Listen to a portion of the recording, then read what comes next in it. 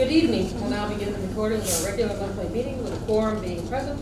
The meeting was called to order at 6:30 p.m. tonight. We immediately convened in the executive session to discuss collective negotiations of the PAC and the employment history of particular persons, including assignments, transfers, resignations, separations, and retirements. At this time, I'd like to call a motion and a second to end executive session and return to open session. Mr. Webanero? Second. Second, Mr. Peters? All in favor? Aye. Pledge of allegiance. Pledge allegiance to the flag of the United States of America and to the republic for which it stands, one nation, under God, indivisible, with liberty and justice for all. Ms. Berry? Yeah. Ms. Boswell Davies? Here. Ms. Graves? Here. Mr. Hamilton? Who is excused? Ms. Mitchell? Here. Mr. Peters? Here. Mr. Webanero? Here. Okay, have a motion to approve the agenda. Motion, Mr. Mitchell, second. Second, Mr. Webanero, all in favor? Aye. No one opposed, motion carried. Motion to approve minutes of the April 8th regular meeting and the April 29th special meeting as written and or corrected. Motion, Mrs. Mitchell. Second. Second, Mr. Webanero, all in favor? Aye. Motion carried. I did not see anything on approve comments. Yeah, they agree. Yeah, nothing on approve comments and nothing signed up, okay. So, we have a little recognition tonight, and we have a recognition of our board vice president Sarah Mitchell and board member Mark Hamilton for earning an award through the New York State School Board Association Excellence Recognition Program, which is designated to acknowledge school board members who strive to continually expand their governance, knowledge, and skills. Achievement levels are reached by accumulating points for participating in NISBA's training, workshops, events, and activities, as well as for taking on board-related roles such as board officers and advocacy liaisons. Ms. Mitchell and Mr. Hamilton have both earned a Level 1 Board Achievement Award. So thank you, Sarah and Mark, for your time and your dedication. And Sarah, here's a certificate for you. You don't get a portfolio. But That's okay. Thank you. We care about this portfolio that you get when you're like level 3. And then we'll send that on to Mr. Hamilton. Thank you both for taking part in some of the NISBA activities. And we have a person here. We do not. Such email. She gave us she gave you what to say.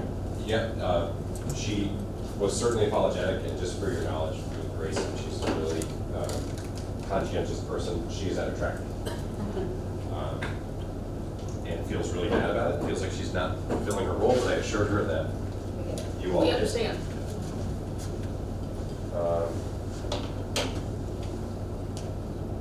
Sorry.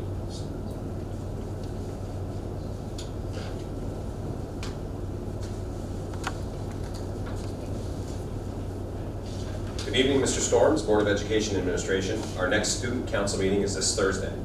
At that meeting, we'll plan to continue our discussion on elections for class and student council officer positions for the 25-26 school year. We will also discuss the high school student council scholarship. As the school year begins to wind down, I wanted to take a moment on behalf of the student body to share an update. We are currently wrapping up AP testing and turning our focus towards final exams. Students are working hard to finish the year strong and in a positive manner. There's a lot of excitement in the air as we look ahead to the many events planned in June to celebrate student achievements, from academic honors to senior celebrations. These upcoming events are a great way to recognize the dedication and effort that students, teachers, and staff have put in all year. Thank you for your continued support of our school community.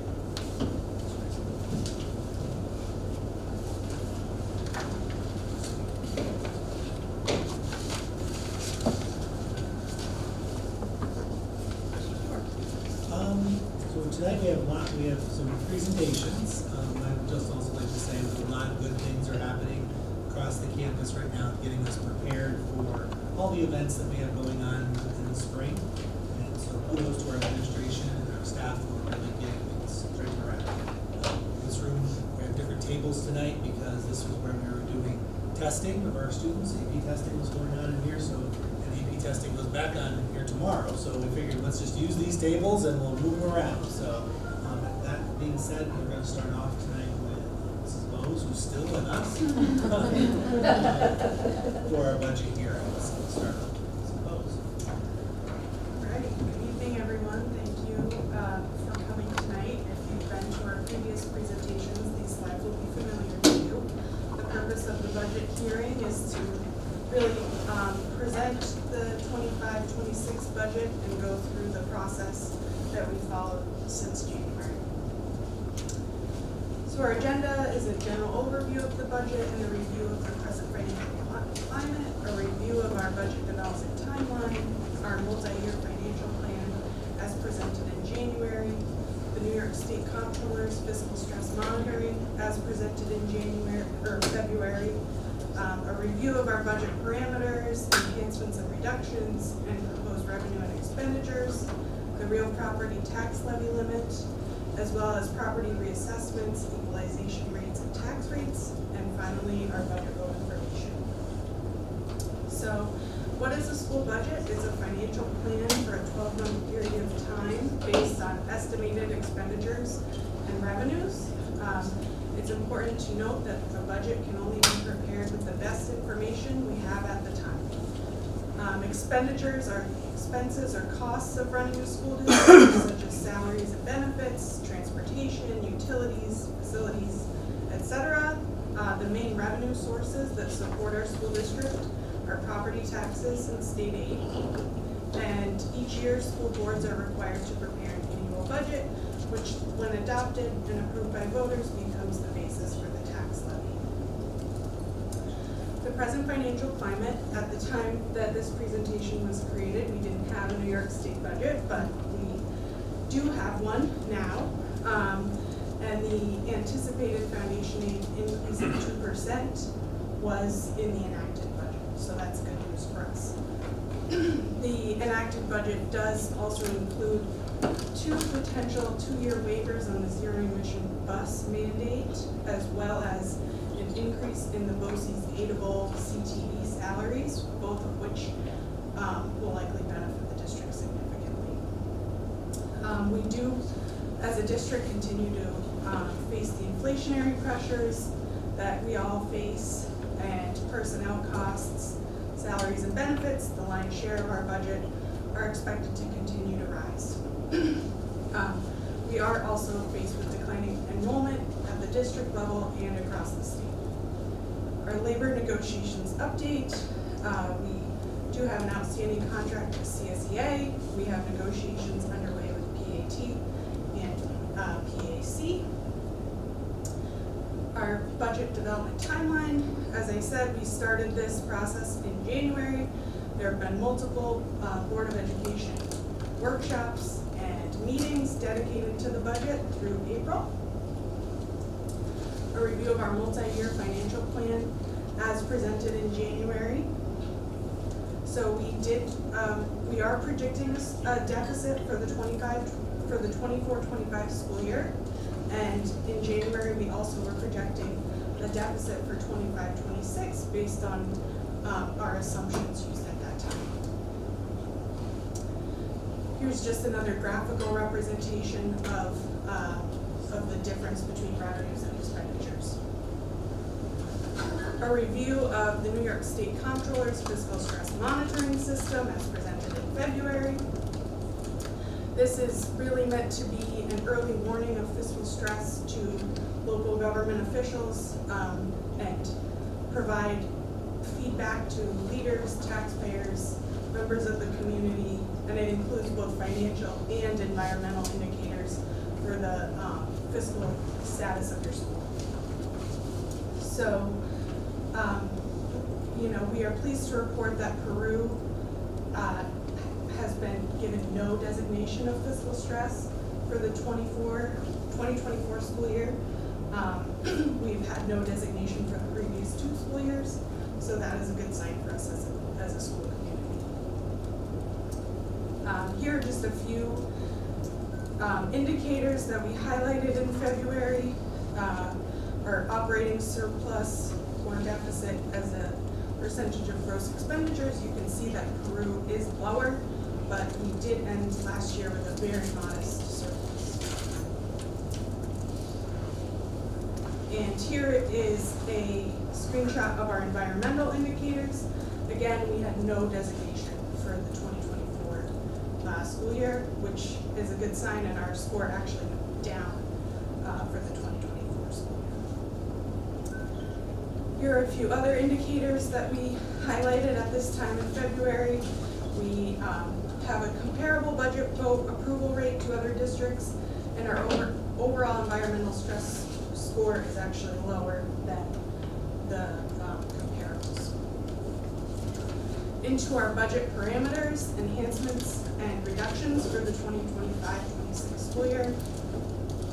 Our proposed budget theme for this year is planning for uncertainty, as we were faced with uncertainty regarding New York State foundation aid levels, as well as federal funding in the future. So the approved 25-26 proposed budget parameters were commitment of fund balance towards the budget to support our programming. The board elected to go at the tax levy limit of 2.98%. The $100,000 capital outlay project is included in the budget, which will be replacing the high school library carpet. And there was a significant amount of discussion around the high school bleachers, and the determination was made to simply replace the failing motors on the bleachers rather than fully replace the bleachers. So this was prior to any enhancements or reductions. Our base budget, which is really a rollover budget from the 24-25 school year, with just operational increases, negotiated salary increases, benefits projections, etc. So we did start the budget development process with a gap between our expenditures and revenues. So I will briefly go through the proposals and reductions that have been approved by the board. Our general fund proposals or enhancements include a literacy program, a school psychologist, a modified flag football coach, athletic field organic fertilizer program, and a budget line item to develop a sustainable technology replacement plan. So these enhancements were approved, and our reductions include a kindergarten teacher, a first grade teacher, an elementary technology teacher, an art teacher, a math teacher, a science teacher, 2 typists, 3 teaching assistants, and an instructional grants coordinator. We also had a COVID-19 grant budget reduction that doesn't impact the general fund, but that was academic recovery in the middle school, high school. As a result of the enhancements and reductions I just presented, there was still a gap remaining between proposed expenditures and revenues of about $329,000. The board elected to appropriate additional fund balance to accommodate this gap. Here's just a brief expenditure review. All of the accounts in a school district budget are the same throughout the state, so this is just basically grouped by categories as prescribed by the state. And again, the lion's share of our expenditures as a school district are personnel costs, salaries, and benefits. And our proposed revenue review. Again, the lion's share of our revenues is state aid and real property taxes. So the overall budget parameters for the 2025-26 school year is a final proposed budget of $55,656,269. That's a 2.88% increase from the 24-25 school year, with a tax levy increase of 2.98%. I did want to briefly go through the real property tax levy limit again. There is the tax levy limit of 2%.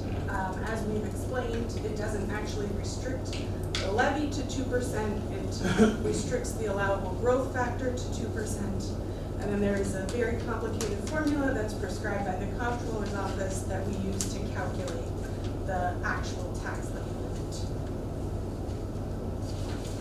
Here's the graphical representation of that formula if you would like to do it yourself.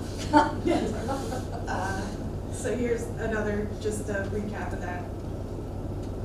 And here's a brief history of our tax levies since 2018-19. You can see they varied from just shy of 2% up to 3% since 2018. I also wanted to talk this evening about property reassessments, equalization rates, and tax rates. So the amount of the tax levy is set by the board and is the same no matter what the property values are. So as assessments go up, the same amount of money is divided across a larger pool of money. And equalization rates are basically the state's measure of the level of assessment. So if a municipality, a town, is at 100%, the state has determined that that means that assessments match the market value of that municipality. An equalization rate of less than 100% means that the total market value is greater than the current assessed value. And the question of why is equalization necessary? Again, these numbers come from New York State. It's because really assessments vary between municipalities, and this is an effort to equalize those numbers. And the school district, again, is not responsible for assessments. We are responsible for the tax levy. What does it mean when your municipality's equalization rate decreases? This is the case for a few municipalities within our district this year. This means that market values are rising faster than assessed values. The tax levy versus the tax rate. The tax levy is the total amount of money that's collected. The tax rate is the per thousand value, which is multiplied by your assessment to determine your tax bill. The estimated tax rates based on assessed value and equalization rates for the 2025-26 school year are listed here. This information, again, the district has provided the estimated tax levy. Clayton County Real Property provides us with estimated assessed values as well as the equalization rates prescribed by the state. Our budget vote information is Tuesday, May 20th in the high school community room from 1 o'clock to 8 o'clock p.m. You can submit absentee or early mail voting ballots no later than 5 p.m. on May 20th. Because the district did not exceed the tax levy limit, only a simple majority is required to approve the budget.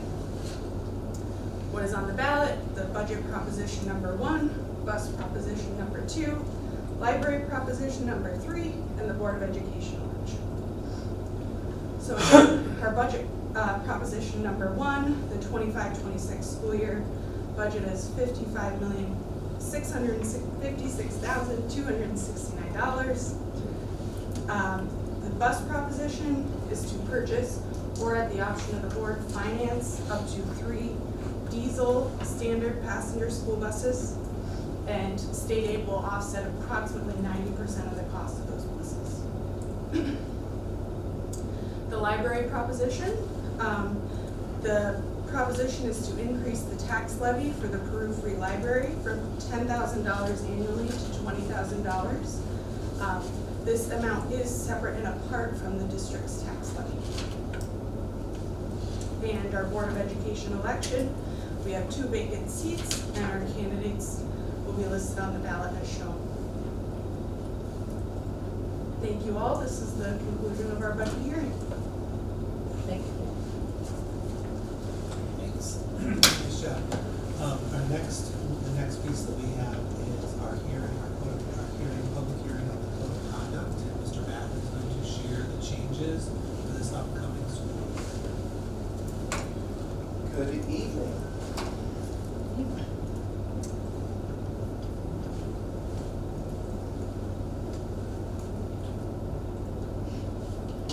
Good evening. So I am here for our annual hearing on the Code of Conduct and recommended changes for the 25-26 school year. As you may recall, last year we spent a lot of time on the Code of Conduct and did a major rehaul and revamp of the Code of Conduct. And as such, this year, the committee felt like there were very few changes that were needed, but we are making a couple of recommendations.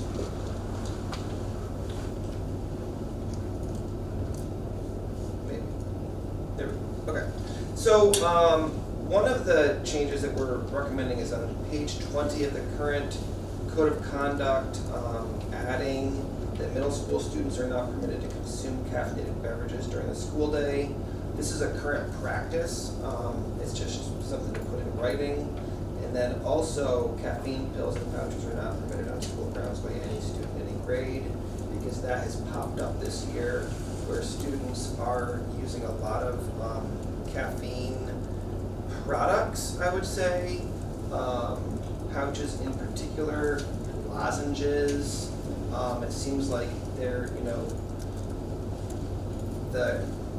been a real increase in the desire to consume caffeine. And the real issue for us as a school, in the middle school and high school in particular, is that when students are using pouches, it's impossible for us to know what the pouch is, whether it's a nicotine pouch or a caffeine pouch, because that's another item that has come on the market recently, is the Zins nicotine pouches that are virtually identical. They're white, so you can buy a white Zins pouch or a white caffeine pouch. And we feel that in general, if you want to have a cup of coffee from the lodge, that's fine, but a caffeine pill or a caffeine pouch is not something that we do on campus. So the change would make it say any controlled substance or dangerous drug as defined by law without regard to amount, including but not limited to marijuana, any narcotic drug, hallucinogen, stimulant, depressant, amphetamine, or barbiturate. Middle school students are not permitted to consume caffeinated beverages during the school day. Caffeine pills and pouches are not permitted on school grounds by any students in any grade. So that is one of the recommendations. The other. Can I ask a question? Go ahead to the end. Yeah, go ahead. So what if a middle school child has a soda? What would happen? That would be up to the discretion of the administrator.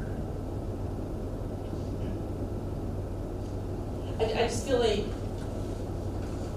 I completely agree with the pouches and pills, but a soda, obviously they're getting it from somewhere, probably home, like if parents don't have an issue with it, why are we nitpicking in the soda?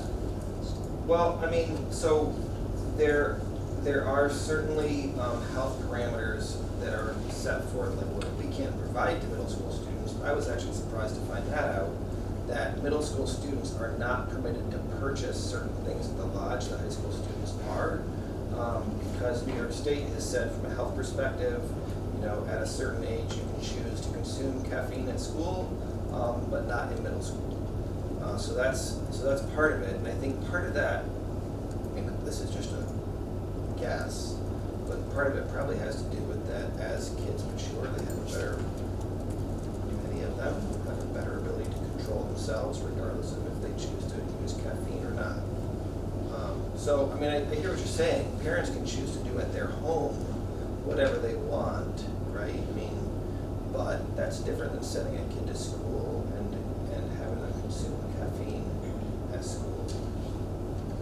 Isn't there something with smart, Right. going back to the smart schools? That's Smart what limits snacks. our ability to That's right. provide it. And in that, wasn't it, that kids couldn't bring carbonated sodas to school?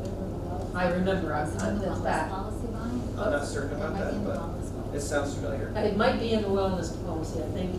They're not supposed to bring, like a can of Coke to school. No. Or Pepsi or something like that. That might be in the wellness policy. It's been a while since I looked at that. Could be. But that was when all the smart snacks issues came up and we all had to go to a wellness policy limiting the sugar, the salt, and so on. But I think there's something in the wellness policy, we might have to look about that the students are not even supposed to bring a can of Coke or Pepsi or, you know. I'll school. look in the wellness policy Yeah. and I'll reach out to Mr. But that's Evans. a regulation from New York State. Look at the regulation. I still hear, and my daughter is not, is in middle school, she's not gonna bring a soda to school, but like, I still, we take chocolate milk away from them at lunchtime. And now, you know, we were just micromanaging so much of this. Those are those regulations that hang with Yeah, I all the can smart send snacks. everyone, there's a link right now on the state ed websites, it's called Smart Snacks in Schools / All Foods Sold in Schools. It says a publication, a new publication dated May 2022. It says from the beginning of the school day to the end of the last scheduled meal period, no sweetened soda water, no chewing gum, no candy, including hard candy, jellies, gums, marshmallow candy, fondant, licorice, spun candy, and candy colored popcorn, and no water items except those which contain fruit or fruit juices shall be sold in any public school within the state. So that's what it's Where was that from? I'll send you the link from state ed. We also saw a presentation from CVS when they were talking about our school lunches. They showed there's a clear correlation between disciplinary behavior and the student diets. And so I think that's the motivation behind this. Sugar and caffeine. Absolutely. Is that correct? Can I just ask one clarification? Do you think that it needs, and perhaps I'm just being silly, unless prescribed by a doctor? Because you mentioned amphetamines, you mentioned stimulants, depressants, and barbiturates, and obviously those are also prescribed by a doctor. And I just don't want it to be, you know, obviously those are managed by them, but if you're saying they can't have them, then it's, just for clarification, I wonder if you just put a little blank. Any of the things in this list could be prescribed by a doctor and administered by a nurse. Right, but I'm sorry? I think it would be negated if a doctor. No, I Is absolutely that agree clear with in the that. policy? though? That's what I'm asking. But you is- mean in the policy? We can certainly add it in. Like, I guess give what I would us like say a about little that is footnote. that that's like assumed, but we can add that in, But certainly. the problem is when we assume things, then But this is a code of conduct. Right. This isn't the policy I understand. about what is, yeah, our health, No, our nurses group has that in there that, you know. No, I understand that. I'm just saying if we're saying it, if even if it's just a footnote, and it's just a thought, if you don't think it needs to be in there, I'm just asking. It's just- Except as prescribed by, I don't think it does. that's a code of conduct. Right, this is a code. That's fine, that's why I'm just asking. for I think it's in It's our, already allowed. I think it's in our health regulations. Wouldn't it be overall, just like a child that might need a pet in school for emotional reasons? You can't have a pet anywhere else, but it should be overall, anything supersedes if it's prescribed by a doctor. Any of these rules, not just this Correct. one. Right, but, Correct. So you know, if you prescriptions, had a universal one, it would be better than on every one, but No, I'm not saying that. but this is Yeah. just, that this code of conduct says don't any of these. Right. But our health regulations and our health, you know, through our school health nurses and so on, that's all prescribed by doctors. So Certainly. Yeah, I was see- just asking because if we're looking at one thing and if sometimes I feel like sometimes that these little things pop up and people are like, what? My recommendation would be to leave as is, knowing that any parent can reach out to the nurse and find out what the process is for having a Right. prescription. Just bring it up as a thought. But anything else on this topic before we move on? Okay. And the electronic device policy changes that we're recommending. Why is Peru Central School District changing its electronic device policy? Why is that a recommendation? And the answer is a change in New York State education law requires school districts to adopt a policy. And one thing that's wonderful about New York State is they're great about sending out large amounts of information with a directive built into it that says you must distill this down to something, it's plain language within your district to adopt it. And as part of that, they said each school district and Board of Cooperative Educational Services shall adopt a written policy prohibiting the use of internet-enabled devices by students during the school day anywhere on school grounds. And that is slated to take effect for the 25-26 school year. So that is the reason for this recommendation. And I think it's important, like for the board to know and recognize, and for parents, the public, everybody to know, this is not a one-person idea. This is not a executive order, but this is actually becoming a law. And I couldn't remember the process for how does a bill become a law. And I was pretty sure I said it involved some sandwiches and luncheons and discussing it, but I went back and I looked it up. So this is from the state website. It starts with an idea, which is drafted into a bill. The bill undergoes a committee process. It goes to the Senate, and the Senate has to vote on it. And if it passes in the Senate, then it goes to the Assembly, and the Assembly can vote yes or no. They can send it back to the Senate, but they can also pass it, and then it goes to the governor to be signed or vetoed. Okay, so it is a process, and it is working its way through that process, and slated to become a law. So this is not my idea. This is not Mr. Storms or Mr. Berry's idea. This is like, I don't know whose idea it was, but it went through the entire process of becoming a law. The policy that we are proposing is, and this is taken from the multi-page document that the state sent out, that says what the law is, and then as required by that law, distilled into plain language for the district. Students are not permitted to have on their person any electronic device during the school day. For the purpose of this section, an electronic device is any device that is capable of connecting to the internet, including but not limited to phones, smartwatches, laptops, and tablets, unless the device is a school-issued device. The school day for students in pre-K through 5 is 9:05 a.m. to 3:05 p.m. For students in grades 6 through 12 is from 7:28 a.m. to 2:45 p.m. All student electronic devices should be stored in a zippered pouch in the student's locker or cubby. If the student does not have a locker or cubby, the device should be kept in their backpack. Students are not permitted to access or use an electronic device for any reason at any time during the school day, including between classes or during lunch, interim, recess, and study halls.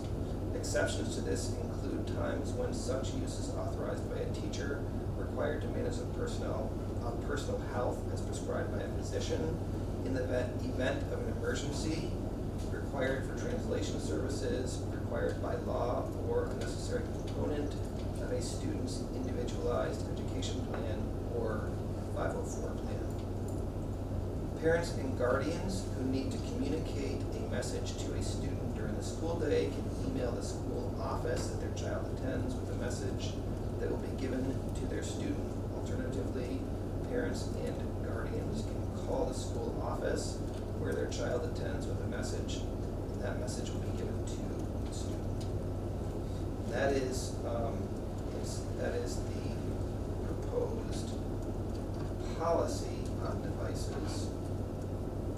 And then, So, can we just go back? absolutely, how far would you like me to go back? One more. Sorry. Where it says put it in the locker. Yep. Should we add language in here just to think the devices should be turned off? I mean, because I'm just picturing a hallway of lockers waiting and beeping and looping versus, especially within the backpack too, like, hard to enforce, and I understand that, but I think the general concept. I think does. powered off is, and that does come up later in my presentation, but I think Silenced or powered off? Silence. silenced is or powered off. I mean, I would say powered off. I mean, if you're not allowed to have it on school grounds, there's no reason for it to be on. As soon as you turn it on, it's gonna catch everything you ask. And then there's no like, ooh, forgot to this, or vibrate mode, like, just turn it off.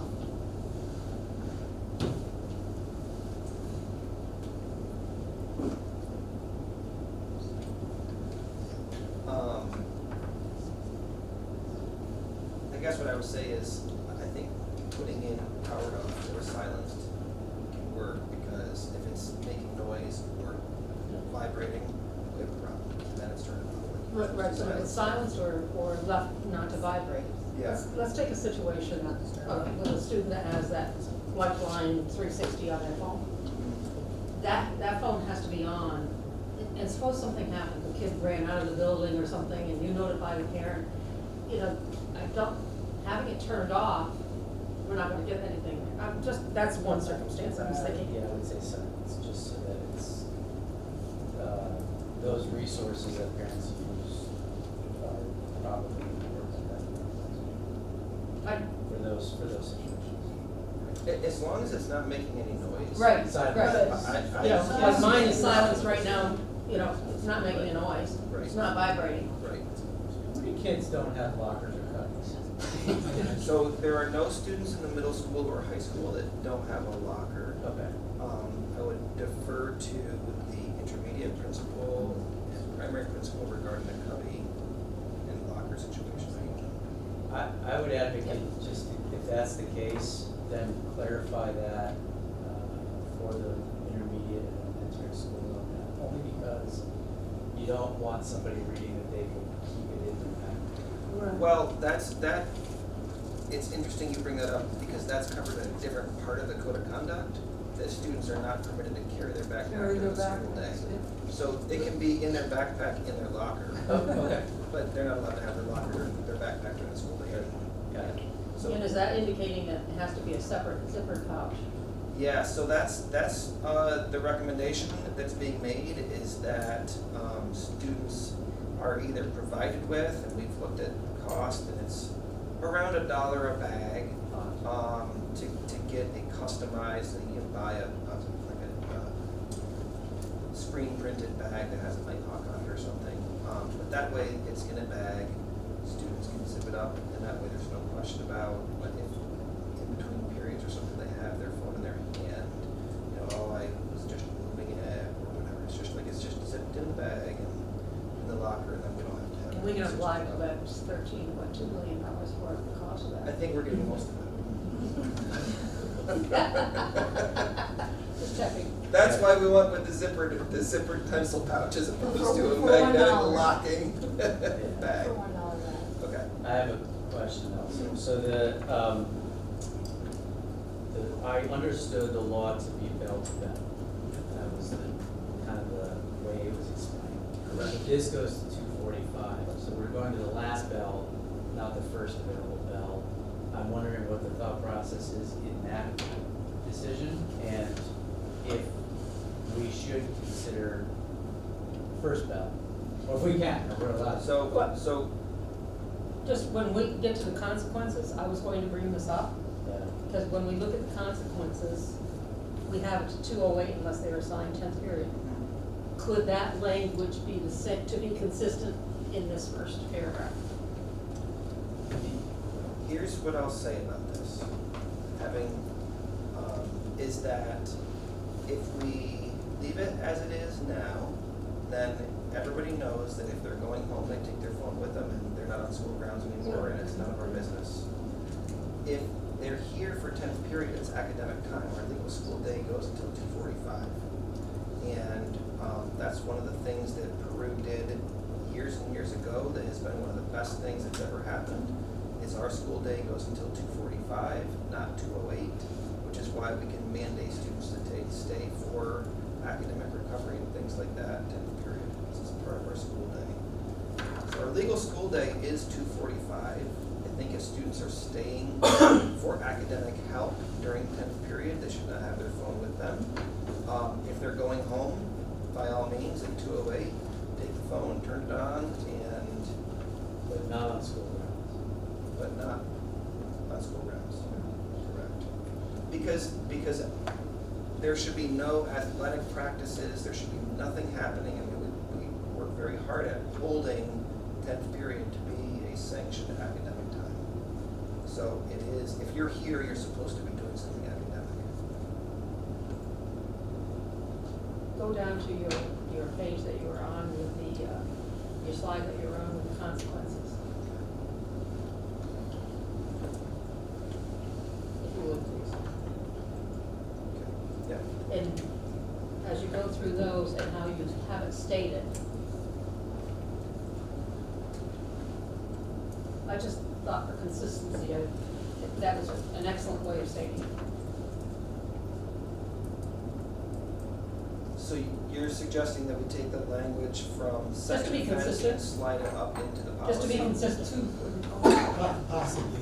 Possibly, I mean, not you. I'm not sitting in the school doing this, you are, but Include tenth, which includes tenth. If Because I it's- think that there's no confusion that 245 includes tenth. right, sure. And that could just be in parentheses after, and that would mirror Yes, what you're saying, yes. all the others. Because I can see somebody saying, well, this is, it says 208 here, 208. but up there it says 245. You just, it was stated well there.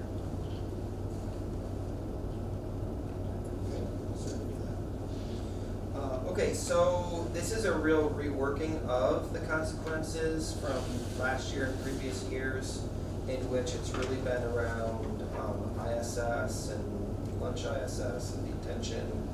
And this is really an attempt to just address not having the phone at school, not having the phone in class. So the first offense is, maybe you made a mistake, you turn the phone into the office, you get it back at the end of the day. Second offense, turn into the office, and the student has to turn the phone in before the start of school each morning, to be locked in the office each day for the full day, including the period assigned for 5 days. Students leaving after school, or leaving school after ninth period can take their phone at 2:08. The third offense is the same, but it's for 10 school days instead of 5 school days. And then the fourth offense, which, to put it in perspective, we have not this year gotten to 4 offenses. So this would be like you're really just not understanding that you can't have your phone in school, and we'll help manage that for you and keep it locked in the office for a longer period of time. And then fifth offense would be the same.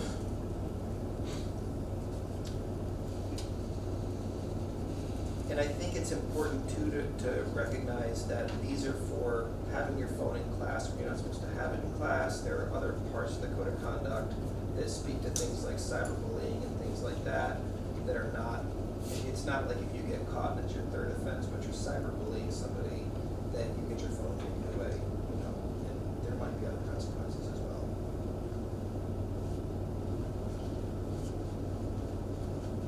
Okay, any questions, comments, feedback about the consequences before we move on to some frequently asked questions that are not part of the code of conduct, but just help us understand what we're talking about with the code of conduct.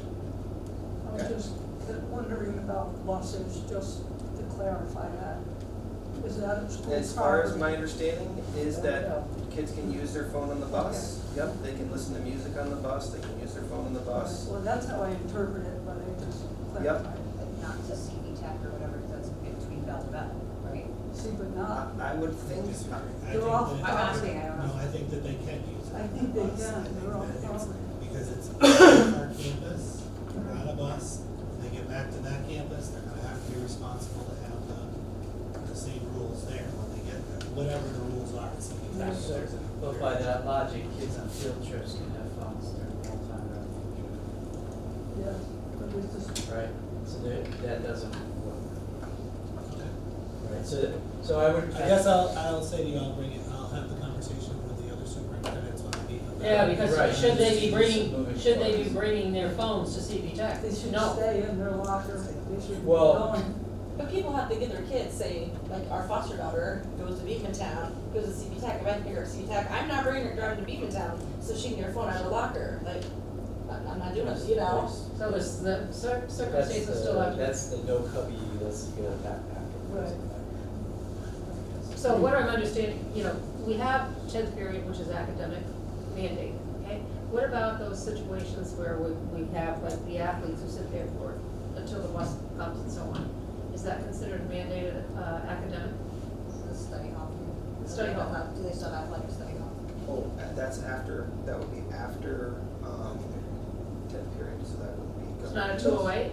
It would be the 10th period, the athlete that's waiting but not going to 10th period. What's on Right. field. Right, I would say that those students who are you're saying a student gets out of school and they're going to go to a contest or something, and it's 2:10. I would say that that's not academic time for them, that's sports time for them. So they can have I their, think, I think I what think that'd be Bonnie's consistent. talking, I think what Bonnie's talking about is the student who, there might be a misconception of what, if there's 10th period, the students are expected to go to a class and be in a They're with class a teacher, with a teacher, right? no cell phone. no cell phone. But we're talking about those kids that sit in this Cafeteria or whatever. waiting for sports activity or something.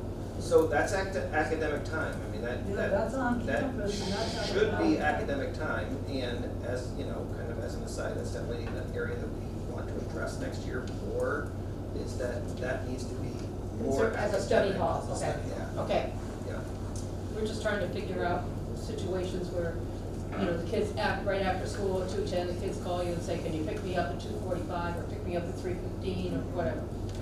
Just trying to Yeah, cover those bases of those I- kids who do that. I'm hesitating on that part of it, that the 208 versus 245 thing, I don't know that that qualifies in the law. and, Oh, it definitely The law does. says any passing time. It definitely does. It's Any our instructional school or day. non-instructional time. Our school day is Study halls, 2:45. passing time. Yeah, I'll finish. So, Sorry. that's okay. So when we have students who are on campus who, and this has happened, are, hey, can you pick me up at, or we have to go to the dentist at, like, those communication opportunities can't exist by this code. There are plenty of exceptions to the school day and to what this currently says. So in fairness, the state hasn't put us in a very good spot to just say, this is what it, you know, come up with something. But I do think we still have to, at least in some way, meet families where they are.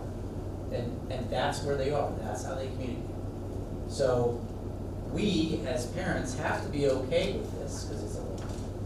But there are, I think, a million opportunities that we're going to be struggling with, even to just enforce, when it's, you know, can you pick me up, I can't go to practice, can you pick me up instead, type of conversations. Like I've had a million of those as a parent, as a dad. So I'm not in favor of, and my only reticence right now is that 208 versus 245 thing. I would like to just explore that a little bit more, because I don't think that fits. I would say, to speak to that, I think that for us to follow the law, number one, which I would recommend that we do, we have to leave it at 2:45 because that's our legal school day. And that's where the administrators come into play, and how is it enforced? You know, clearly, if it's, you know, it's like any other law or policy, right? That's where the administrators need to decide, like, is this a place where this is being applied properly and enforced properly?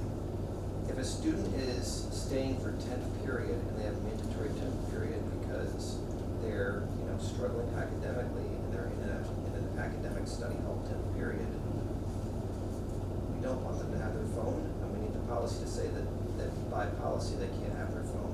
Agree 100%. If there is a student council meeting taking place and they want to use their phone to vote, the teacher can say, and that is in the policy, unless under a teacher's discretion, the teacher can say, everybody get your phone out, we're gonna do a Google form and vote on this. But they can't have their phone on them in that scenario, it's gotta be in a locker. So all 30 kids are gonna go to the locker, just gonna get a phone.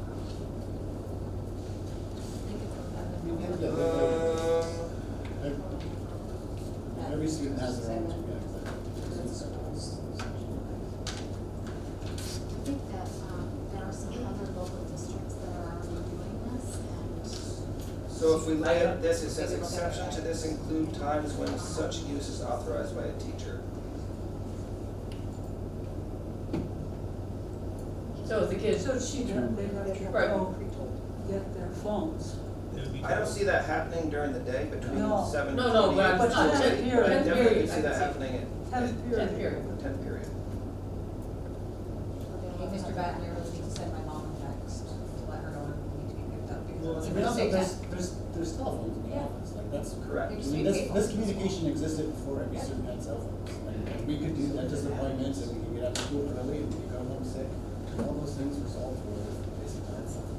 Used to be a payphone. You agree with that? Eddie, so did an abacus and calculators came. You know what I mean? Like, we're not putting this back in the bag.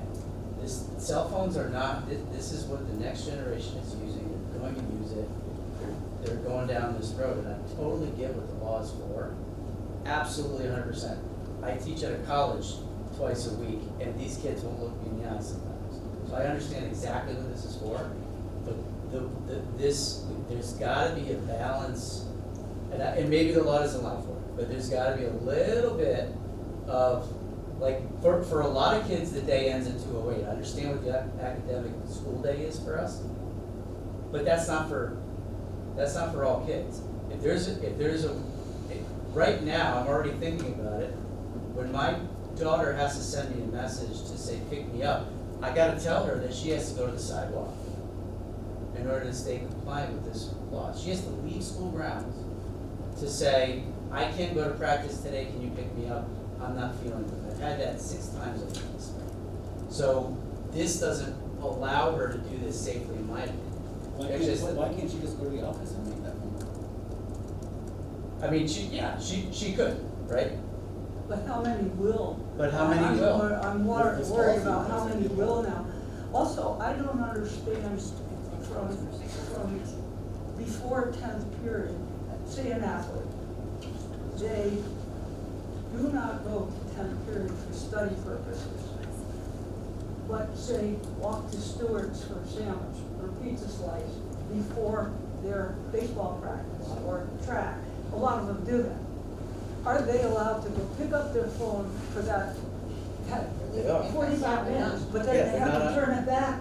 No, they don't, because they're not allowed back on campus. Until 2:45. Right, So- once they leave, they're off, and Once then they they come leave. back for practice at 2:45. But then they come back for practice. At Right. They have to 2:45. turn back their phone? No.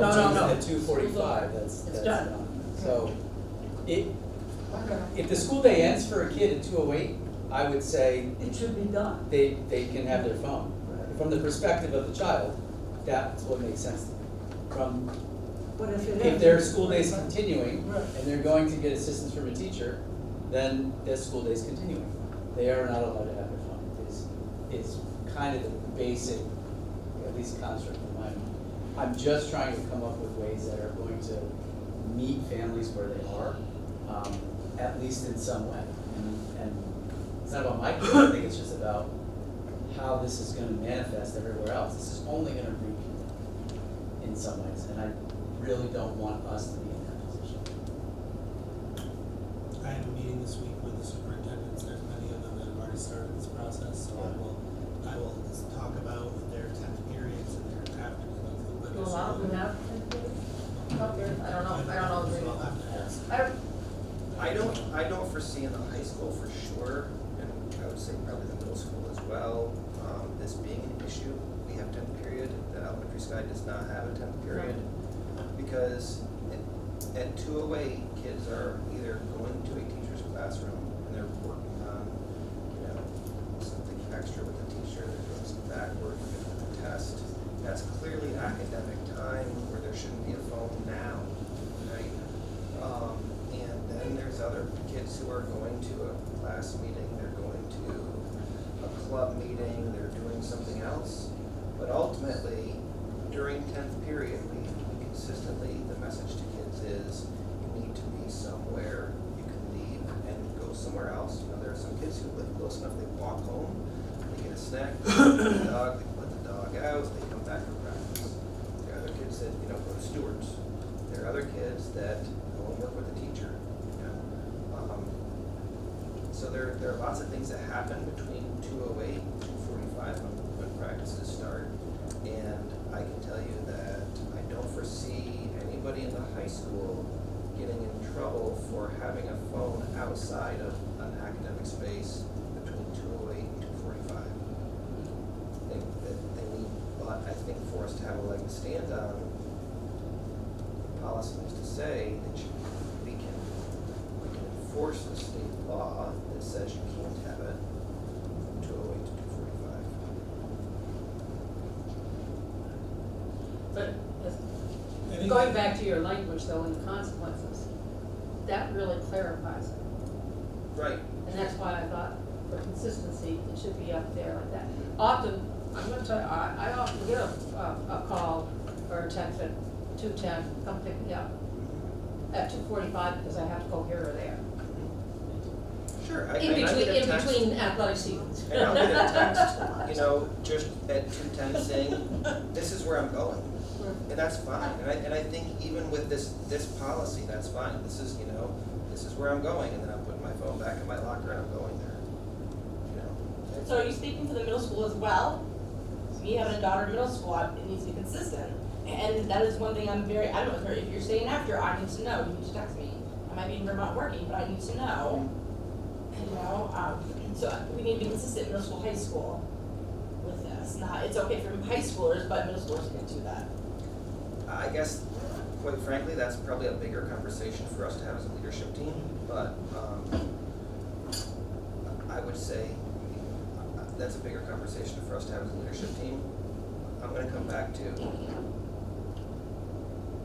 if we're not going to pick an arbitrary time, sometime between 7:28 and 2:45, because that becomes arbitrary, seeing as our school day is 7:28 to 2:45.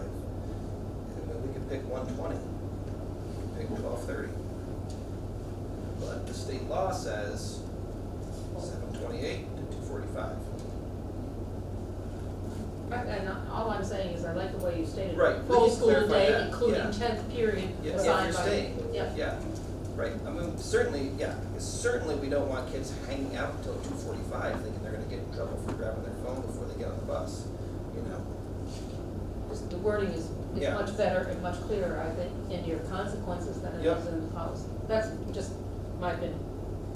I think about the primary and the elementary school, parents, they send a quick email and people know, so is that possible? Just send a quick email. Can kids email out on the No. notebook? No. But every office has an email that's high school office, middle school office, intermediate office, primary office, that goes to any secretary that, I think that, you know, I That's think inundating the secretary. one of the things we're gonna be doing on this, we're sending more information out to everybody, is we're going to be piloting this, for the month of June. That's good. And that'll get us some ideas of what's working well, and what didn't work well with that. We'll be sending more information out to families, here later in May, so that they're aware of what the plan's gonna be moving forward for the month of June. We're gonna try this in our schools, and see what it looks like and try to work out the kinks. I would say too, one thing that I have, you know, kind of noticed about this law, and it will be interesting to see how it plays out with our school community, is that this is specifically about devices that connect to the internet. So if you wanted, for instance, to buy a $10 flip phone at Walmart and add, you know, a $10, you know, card to it that just made phone calls, you could do that. And then you could make a phone call if you needed to. You could receive a voicemail if you needed to. And then, you know, that's not against this policy. You can have kids use beepers. I would like to be clear that it's not you, Joe, that this is a difficult position for all of us, like, in a way. I'm not pro cell phone in school. I just think it's a weird thing, and, you know, I'm grateful for the opportunity to have our children interact with each other face to face. I do think that kids and parents are communicating differently, and in getting in the middle, that's a tough one. I would agree with you on that. I think that it's going to, definitely, I think the people that are gonna have the toughest, right, without a question, are potentially gonna be our administrators, who are gonna have to fight that battle, our teachers. I hope that maybe it won't be like that, and that it will, what we're seeing in other schools where it's going okay, that it'll be okay. But we have to support that too. And that's where those people, our teachers and our administrators, are the ones who are in the front lines of this on an everyday basis. I don't disagree with any of it, I think it's the way to go. I just was looking for consequence, policy being consistent. What's the timeline for approval on this?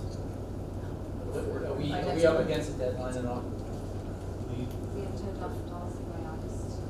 August. Our goal with the code of conduct would be to adopt the code of conduct before July 1st. June meeting. I would like to vote that we table it. Well, this is just a public hearing, so we don't have to do, we don't have to do anything. Yeah, okay, that's what I was wondering. But we are right now with a plan, just so you know, that for June, we are going to be following this. We'll be sending That's- that that's good. information out. That's- But if good. you make I think that's revisions, really you're good. also supposed to put it, have a new public hearing, if you're revising anything other than just kind of changing the sentence around, and keep it posted on your website for another 30 days, before we can go ahead and adopt that new code of conduct. But I think that the recommendations that are being made are really just Yeah, clarification as long as they're languages verified. within, yeah, it's not a policy change. No, Yeah, it's I'm not, not, no. yeah, the offenses and such, No. no, that's fine, that's all good. I mean, Did you want to go through the FAQs just to? I think so. Let's keep on going, okay. Are students allowed to bring phones or other internet-enabled devices to school at all? And the answer is, students may bring their phone or device to school, but must turn the phone or device off and place it in a zippered pouch, which is stored in their locker, cubby, or backpack during the school day. What will happen if students refuse to turn in their phone or device when directed to do so by an administrator? If students refuse to turn in their phone or device when directed to do so, their guardian will be called to come to the school to pick up the phone or device. Students will sit in the office until the guardian comes to pick up the phone or device. If a parent comes to school to pick up a student's device and the student refuses to give it to the parent, what will happen? We've been through this. The guardian will need to bring the device home with them. The student should return to their classroom. If the student refuses to give their device to their guardian, the guardian will need to take the student home with the device. What constitutes an emergency that allows student phone use? Because this question is here because one of the provisions of the law is that in the case of emergency, students are permitted to use their phone. Students are not permitted to use their phone during the school day. In the event that there is an emergency such as a fire or natural disaster or weather event, to me I'm thinking we have to go home early because it's snowing like crazy. Administration will determine if it is appropriate for students to use their phones to contact parents. Non-emergency examples include student forgot their lunch, student wants to go to a friend's house after school, student forgot homework. With teacher permission, student may use the phone in the front office to contact parents regarding non-emergency situations.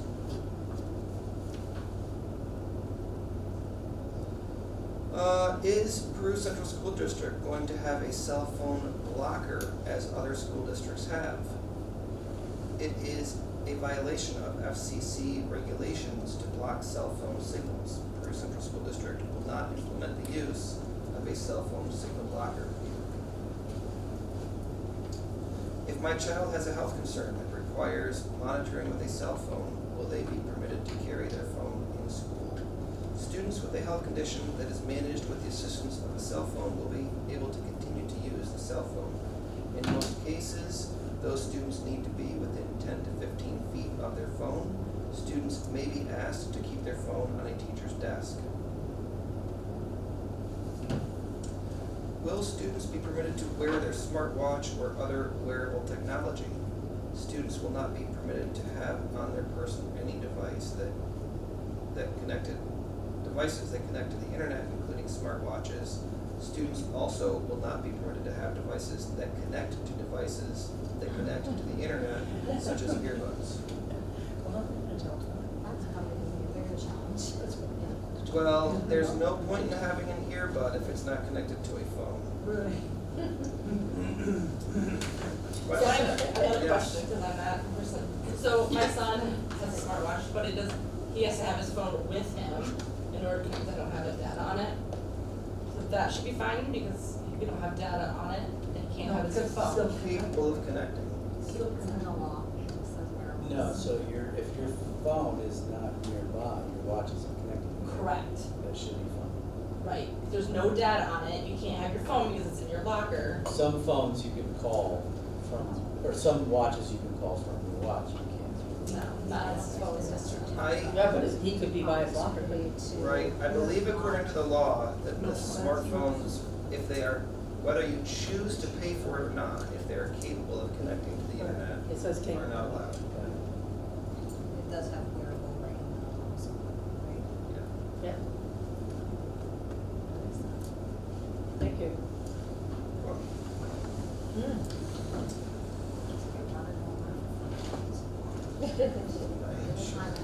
Anything else? Pretty damn needs was going on. Mr. Strom, you had two more topics, and then we still have the three individuals that need to speak.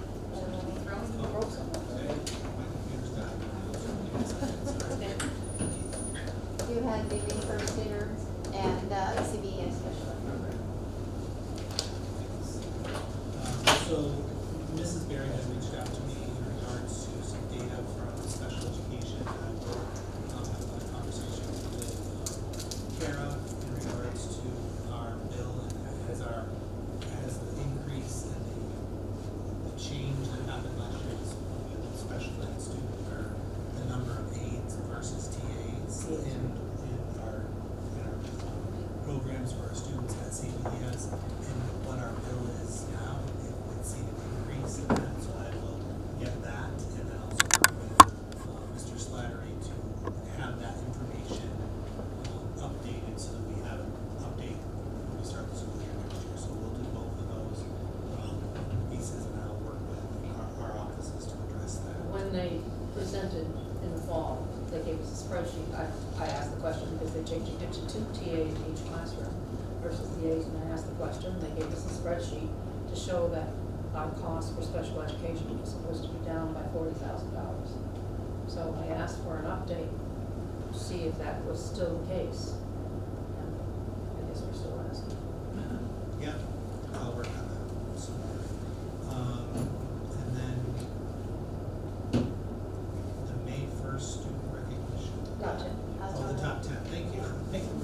We had a great night that evening, and I want to say thanks to our members who were able to be there. It was really, really nice. Stephanie was there, Bobby was there. It was a really good evening. It was Mr. Barry and Mr. Batten for their hard work, and the counselors. It was really a great evening, recognizing the top 10% of the county, so I think that's a great piece. Now, individuals running for the board. Yep, so we have 3 different individuals that are running for the board. Mr. Peters, you want to start? Sure, is it up there or right here? I guess you can do it either place you'd like. If you want Guess I Scott, can. if you want Sarah, that would be great.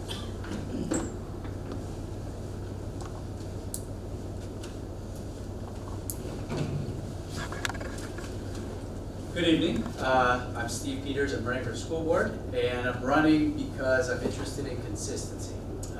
With a lot of uncertainty at both the state and federal level on the budget side of things, and with the fact that I believe we have a pretty solid board.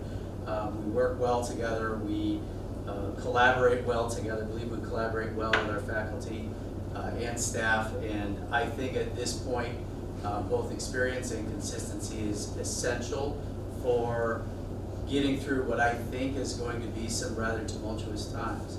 We've had some great discussions tonight, even of just cell phones, and so that should be a rather small blip on our radar of all the things that we have to worry about. And our goal, I think, as a board, and my goal on the board, is to maintain the 3 things that are our job, which is to oversee the superintendent to manage the budget and to, on behalf of the taxpayers, and to manage the policies of this institution. That is our mandate, that is what we're supposed to do, and going forward in these somewhat uncertain times, I believe that consistency, that experience is absolutely paramount to be able to get our school district through in a very efficient and effective way. So thank you. Thanks. We have Sarah?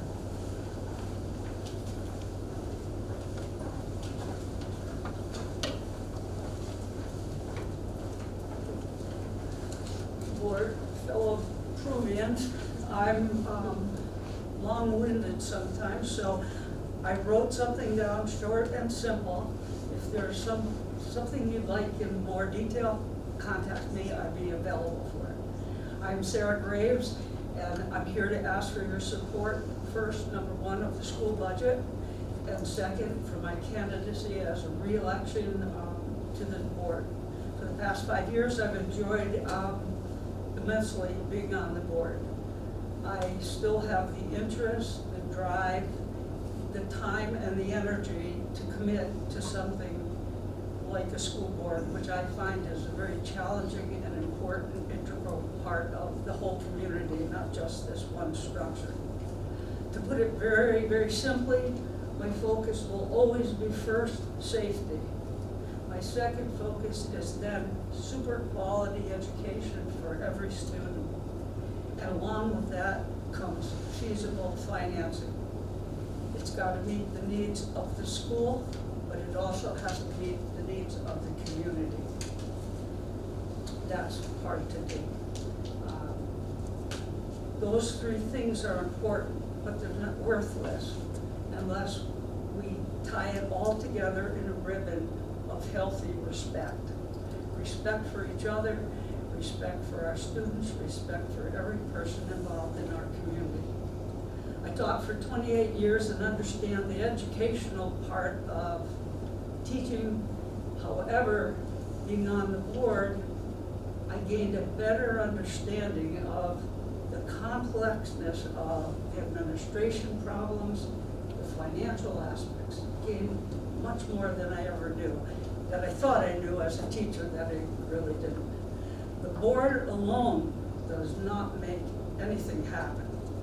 What makes things happen is teamwork, working and compromising, and everyone in this group does that, to create some kind of a workable plan. And oftentimes I'll leave the table not getting the plan I went in with, but eventually getting to that point where we work. Peru has a strong teamwork ethic, and I'm proud of how the board works to achieve what makes Peru better. I ask for your support on the budget, but I also ask for your support if you see fit to re-elect me as a board member again. Thank you. Thank you. Thank you, Mrs. Brady. Mrs. Brew?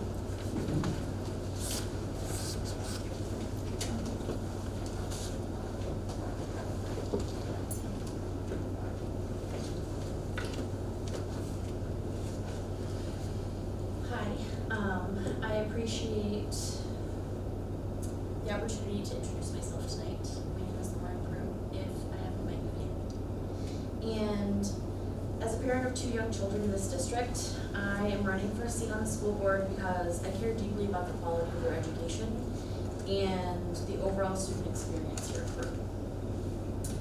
I love participating in this community, which was one of the reasons that I co-coordinated the Peru market. I'm an entrepreneur and started my business here in Peru 5 years ago, and I love engaging with people about issues that feel important to them as well as myself. I look forward to the opportunity to learn and work with the board to better understand the process and decisions that we make that do affect everyone in this district. I'm excited to contribute to impactful decisions that help our students, staff, and community grow. I welcome feedback outside of tonight's meeting to discuss any inputs or concerns from our community. And while I don't have the same experience yet, My intention is to learn from this group of people to help contribute to our school in this way. So I would appreciate your consideration and support and maybe your vote on the 20th. And I thank you for your time tonight. Thank you. Thank you.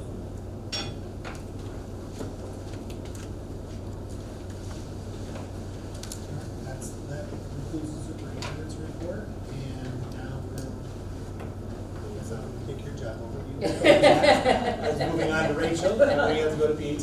You have to go to I'll stop PAT. doing your job. In consideration of time and with the fact that we have another presentation, PAT will waive their chance to speak tonight. So, thank you. Thank you.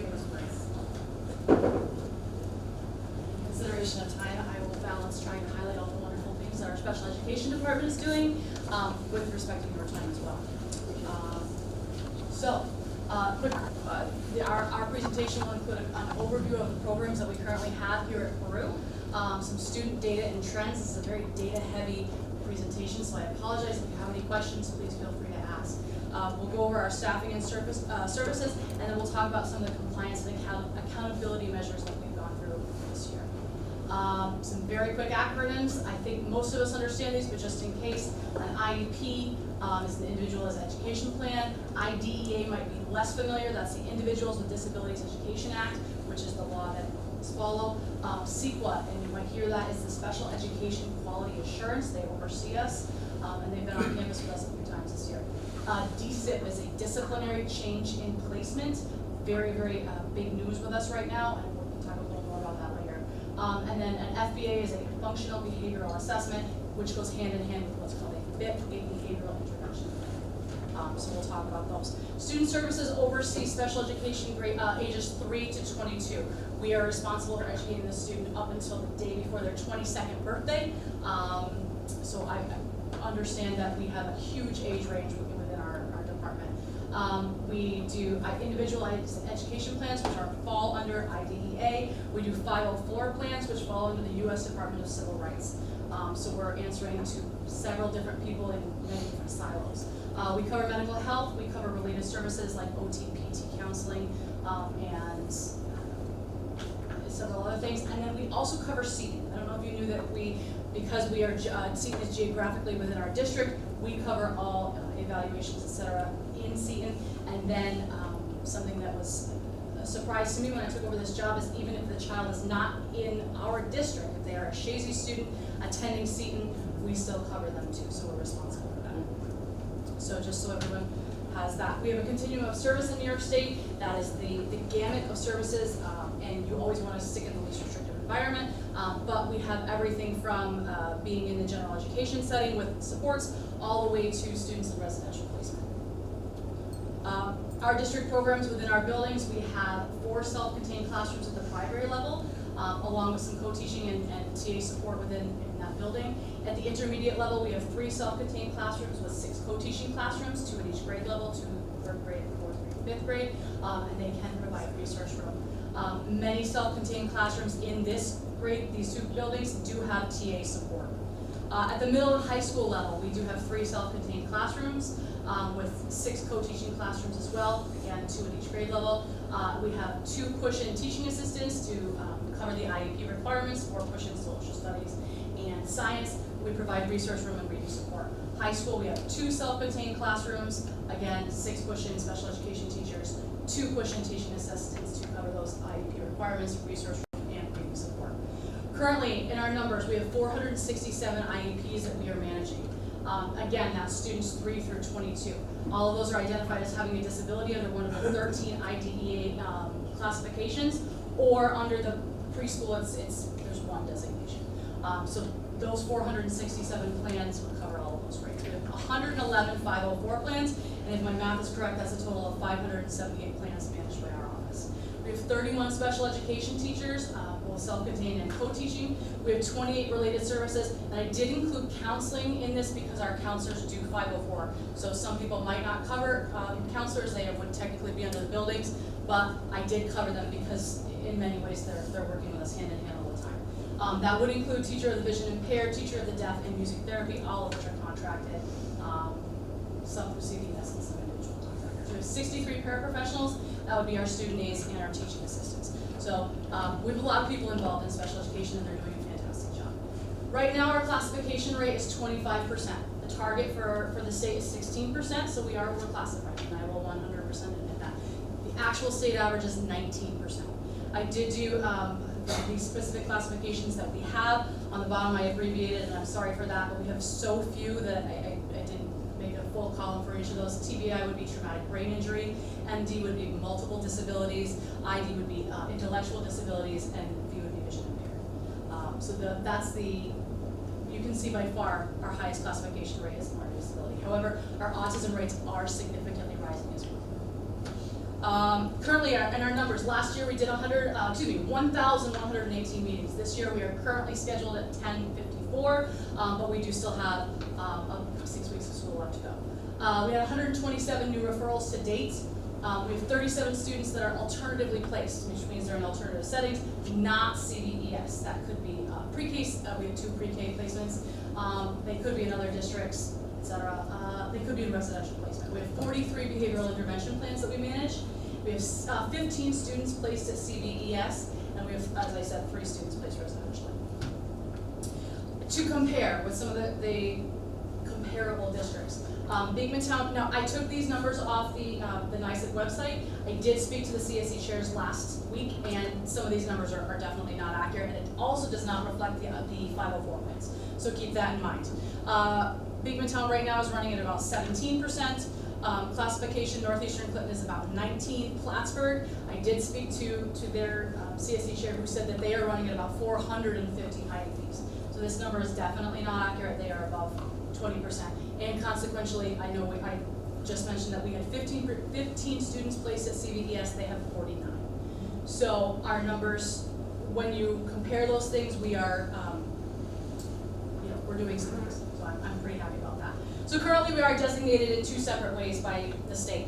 We have our school comprehensive plan. I was lucky enough to work with Mr. Manchester on that last year, and Ms. Petricoya. We worked really hard to create a plan to combat one of our designations, which is our scores for our middle school students with disabilities. For 3 years we were on a particular list because our scores were too low. We made a very in-depth, I think we had 14 meetings, committee of 19, to create a plan to try to mitigate those things. We focused on connections and improving instruction, and to that end we had 4 artifacts under each one, and these are the things that we have done to satisfy those. I won't go through all of those, but if you're interested, I'm happy to talk about them. Currently we are also identified, this is the same thing, it would be our test scores. In terms of our IEPs, they also looked at our IEPs. We had an audit that happened. They looked at 20 IEPs. They observed those 20 students within the classroom setting. Our teachers were fantastic. Going through those observations, they were really scrutinizing those IEPs. We looked at it as an opportunity to make sure we were doing everything correctly. The CEQA representative did make phone calls to parents and interact and talk about the things that, their input into the process. Overall, we were 100% compliant, and we were extremely proud of that fact. We also, as part of that, we tried to be proactive, and we did engage in IEP writing training with the entire special education department. I was very grateful that the PD committee and administration allowed us to do that, because we did that just as I came on, and I kind of last minute tossed that in there. So thank you very much for rolling with me as we did it. The other designation that we have is we are identified for over-suspending students with disabilities who are white. The hard part about that is because we do not have enough students with disabilities who are not white, we cannot use our own ratio. We have to use the state ratio. And that definitely adverse affects us. We are not the only school in the region that is suffering the same thing, because the numbers are skewed. We're not accurately being judged on what we're doing. However, they did come in and they did an audit of our, They did an audit of our files. They came in and did a deep dive. They looked at our BIPs, they looked at our disciplinary change in placement forms, they looked at our manifestation hearing records, and I was very pleased to say that huge thank you to the administration, because I asked for a lot of documentation and they delivered, and we were 100% compliant.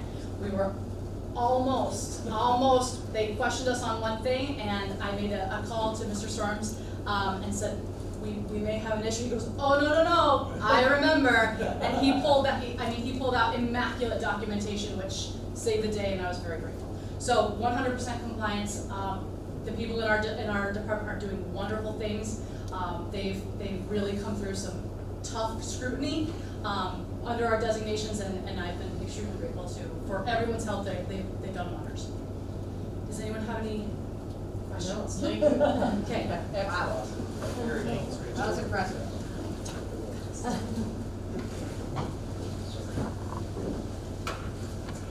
Okay, we all set? Okay.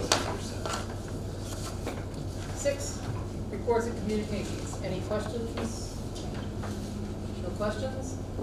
Okay, may I have a motion to accept and approve the reports and communications? Motion, Mr. Mitchell, second, Mr. Webanero, all in favor? Aye. Anyone opposed? Motion carried. Okay, new business. Any questions, concerns on that? No? Motion to accept and approve new business. Mr. Webanero, second, Mrs. Mitchell, all in favor? Aye. Motion carried. No one opposed. Personnel. And we have, any questions? Do we have any agenda items? Yep. Oh, and I have to read those, right? Okay. For C, on 8C, we have to approve the retirement resignation or separation for Michael Ford, retiring on July 2, Tracy Moldwin, September 29th, retirement. Catherine Butts, July 2, retirement, which was a change, and Mr. Ford was a change also. So this is Sandra Lapierre, May 12, as a resignation. She'll remain as a sub. Yeah.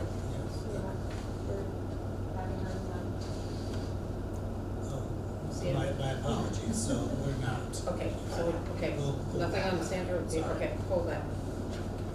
And to adopt the following resolution, resolved that the Board of Education accept the terms and conditions of a successor employment agreement contract with the Peru Administrators Council effective July 1, 2025 through June 30th, 2029, and authorize the superintendent of schools to execute such agreement and take all actions necessary in effectuating the terms of the agreement. So, do you have any other questions or anything on 8? So we now have A through H and K. Yep, A through H and K. Okay, motion to accept A through H and K. Motion, Mrs. Mitchell. Second, Mr. Peters. All in favor? No one opposed, motion carried. And we welcome Kelly Zimmerman, right, in the back. Kelly's in the back. Okay, welcome aboard. Thank you for coming with us, and let's see, start a probationary period commencing on June 13th, 2025. Should start soon. Yeah, that's great, thank you. She chose Friday the 13th, so. Friday, that's Friday the 13th. Wow. Okay, it worked out. Not ominous or anything. Okay. So, what's the public comment? Nothing, yeah, so we're done that one. New business 10, the annual business meeting, NISBA annual business meeting. Anything on that one? And there's a few subsidy policies, it's also, I think, covered in 10B. Yep. That I think is for supporting charter schools, those basically tax laws for charter schools. Yeah. Supporting pre-K and formula, and supporting policies and training to help faculty identify signs of child abuse. So I think the first two are addressed in, based on the survey that we get, I don't know much about the others. This first one is specifically for those sunsettings that you The want sunset me to ones. do. Yeah, and they had all of those in, look Yeah, good? those are all sunsetting ones. I Yep, think they look good, everything was good? So you Any don't other need- discussion, I don't questions need to on that? submit anything So like, specifically from Peru on behalf of. well, those are sunsetting, so if the Right. district doesn't advocate to renew them, they won't. So I suggest that we We do add- advocate. Okay. Yes. and What's, renew those. So it's tell me number what- 2, number 6 and number 17 are very last. Number 2, 6, and 17.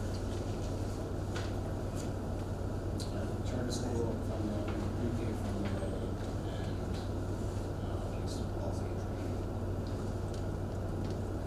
You wanna put that? Okay. Put that in this one, put A or, Yep, A will be just the sunsetting ones. Okay. So we'll say that we will submit on behalf of her. And I'm sure as everyone's aware, we submit it, and the Mhm. schools can submit also. Mhm. And then ultimately, Ms. can decide not to Mhm. move it forward or change the language or whatever, Yeah. they'll review that and take into consideration. yep, Okay, so we'll just be submitting 3 of the sunsetting. Whichever one's submitting. right, I don't think there was anything. No, I don't remember. You're good. Yep, we're getting the number, yeah, I mean, okay? Any other discussion on that? Okay, motion to, we can do these separately, right? Yeah. Motion to accept, resolve that the Board of Education support the submission of, what are the numbers? Number 2, number 6, number 17. 17 resolutions that were adopted during the 2020 annual business meeting and are set to expire and sunset this year. So moved. Motion, Mr. Webanero. Second, Mrs. Mitchell, all in favor? Aye. Anyone opposed? Motion carried. Okay, now discuss and determine the regular monthly annual business, NISBA annual business meeting, right? If this is anything new or anything else you have in that resolution, get that coverage. No, I didn't see anything. Anybody else see anything? The one, so pre-K was in there, but if we do the sunset, we covered, the opposing tax funding private schools was in there. but Yes, it what was. is that covered? Yeah. The one that I think is additional is supporting, state funding for the air conditioning in classrooms. Yes. That's something, and then new menu and temperatures, that's something we have. Would be nice to have some money behind that, wouldn't it? And everything else needs to. I did, but I thought. That's okay, I've got, as long as it, I'm sure it says that. Okay. And that was something, that was again, they surveyed and the majority, at least 2/3 of the respondents. Yep. Supported that, so this is some districts. So that's good, yeah. I can put it in and others will probably. Okay, send it to- okay. Yeah. So, Okay, so now I need a motion to approve the submission of the resolutions and bylaw amendments as they pertain to the Thursday, October 16, 2025 NISBA annual business meeting. Motion, Mrs. Mitchell. Second, Mr. Romero. All in favor? Anyone opposed? Motion carried. Sports merger. Some information on that. Yes, there is a document there from Katie in regards to our modified lacrosse. We're the lead on modified lacrosse right now. And our participation has gone down in modified lacrosse, and she did this one of the reasons that we have another school lead the league. Because right now, next year, we must have one student who is going to be on the team. You can see on the list of students, if you scroll through. Right. The number of students from the other districts. 9 from Plattsburgh, 1 from Chazy, and 12 from Beacon. Right. So, if the board is okay with me moving forward with that, I'll work with the superintendent to come up with a plan for that. There would be nothing that would include students in the future, but it would just be another school in the state. Correct. So I'll work with Amy, and the athletic directors if the board is in favor of that. Right, yeah, because she said we have 5 ninth graders and they would go into varsity level anyway. Which, okay, any other discussion on that? We've already budgeted for this position, Yeah, we pay for and that's in that for next year. it's part of appendix, Yeah. it's appendix B. Yes. If for some reason there was some adjustment or change. I guess technically we could, Sure, we can bring back to the board. We bring it back if we have, the number of, if it wa- yeah, I mean, and Yeah. like this, I mean, really what we're talking about, I mean, I would assume these other schools would wanna, you know, Would- help, would assume, right? right, We're would not, assume. we're not throwing out, what was it, 28 kids? Is that right? we have 1, it's We have 9, one. 10, Right, 22. 22, yeah. I'm just talking about all the other. Yeah, kids. yeah. But, Right. How was it decided which school's gonna host? We had restarted it. We proposed it. I mean, They joined and then now also- ours have gone on to varsity level. Depending also on the number of particular school at a particular time. So, to Steve's point too, there are 8 students in class one Shazy and Peru that are moving on to varsity. So that takes into consideration, so it's really the 20 students aren't. Are the other schools, are they paying to play? No. We're paying.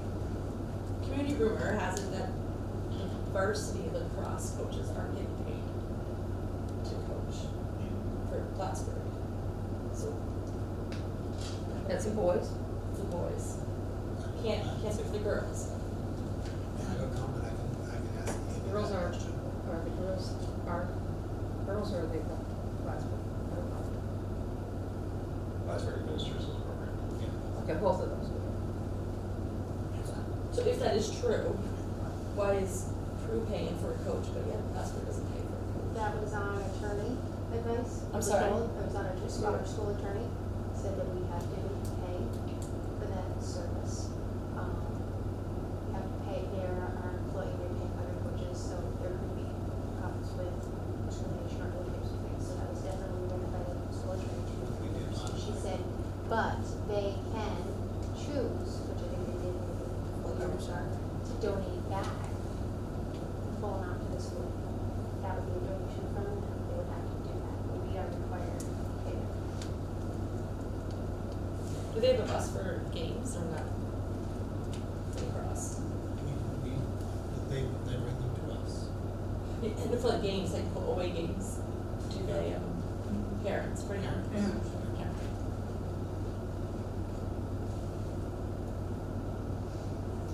That's it. Any other questions?